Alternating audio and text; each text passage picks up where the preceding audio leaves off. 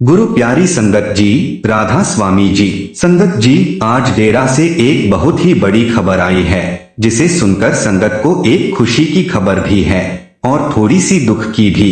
लेकिन यह खबर एक हुक्म वाली खबर है। खबर नामदान को लेकर है। बाबा जी ने 2 दिन पहले भी कुछ बातें कही थीं, जिनके बारे में मैं आज आपसे साझा करूंगा। बाबा जी ने कहा था कि गुरु के वचनों में बहुत दम होता है और गुरु के वचन बहुत बड़ी ताकत रखते हैं। आज मैं वही बातें आपसे साझा करने जा रहा हूं। तो आप कह सकते हैं कि आज की जो वीडियो है उसे पूरा ध्यान से सुनें। अगर आपकी आंखों में आंसू भी आ जाएं, तो यह शायद प्यार के आंसू हो सकते हैं। शुरुआत में मैं आपसे निवेदन करता हूं कि हमारे चैनल को सब्सक्राइब जरूर करें और साथ ही बेल आइकन पर क्लिक कर दें, ताकि हमारी हर वीडियो आप तक पहुंच सके।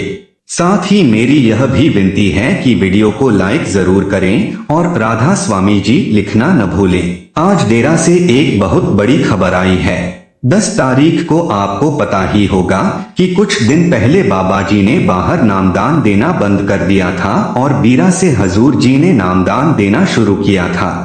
और अब उसी वक्त से डेरा में भी हजूर ही नामदान देंगे और बाबा जी नामदान नहीं देंगे। इसका मतलब यह हुआ कि बाबा जी ने नामदान देना अब बंद कर दिया है। जिन लोगों ने बाबा जी से नामदान लिया है उन्हें बहुत मुबारक हो, और जो नई सरकार हजूर से नामदान लेकर आ रहे हैं उन्हें भी मुबारक हो, क्योंकि आपने अब एक नई शुरुआत की है। कुछ दिन पहले जब बाबा जी ने एक खुली छूट दी थी, तो किसी ने सवाल पूछा था कि बाबा जी, जो सोशल मीडिया पर बातें होती हैं क्या वह सही हैं? बाबा जी ने कहा था कि बेटा, अब तो खुली छूट है, सोशल मीडिया पर जो मर्जी करें। इसके बाद बाबा जी ने जो लाइन कही वह मैं आज आपसे दोहराना चाहता हूँ। बेटा, उस युग का अंत हो चुका है। अब जो सोशल मीडिया पर मर्जी आ रही है वह ठीक है। उसके बाद थोड़ी देर बाद एक बहन ने सवाल पूछा कि बाबा जी, क्या कोई लेखा की बात हुई है?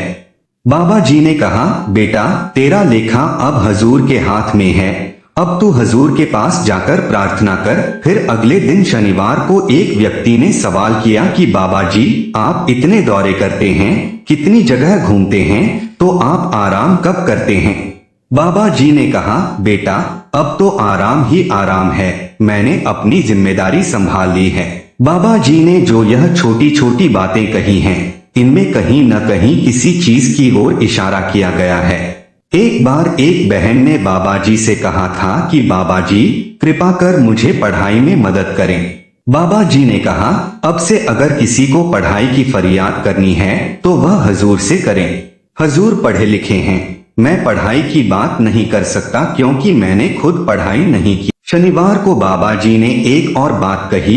एक बहन ने कहा, बाबा जी, मुझे आप दर्शन दें और मुझे उसी रूप में ले आइए जैसा आप हैं। बाबा जी ने हजूर की ओर चेहरा घुमाया और कहा, अगर मैं उस रूप में आ गया तो तुम मेरे साथ नहीं जाओगी। मैं तो बहरूपिया हूँ। बाबा जी ने जो यह बात कही, मैं बहरूपिया हूँ, इसे लेकर हम सोच सकते हैं कि बहरूपिया वह होता है जिसके एक से ज्यादा रूप होते हैं। वाणी में भी यह बात कही गई है, आपे हर एक रंग है, यानी कि दुनिया में जितने भी रंग हैं वह खुद ही हैं। अब देखिए, पहले जब बाबा जी कहते थे कि बेटा 2-4 बाबा बना लो, मेरा क्लोन बना लो, तो संगत हंसती थी। लेकिन जब बाबा जी ने सच में घर दिखा दिया तो संगत रोने लगी कि बाबा जी ने यह क्या कर दिया।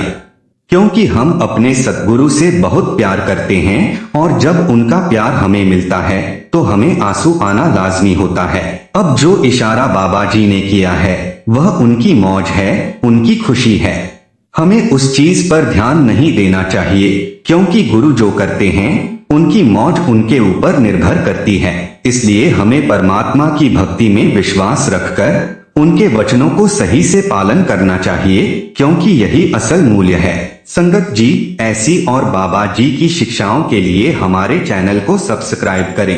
राधा स्वामी जी।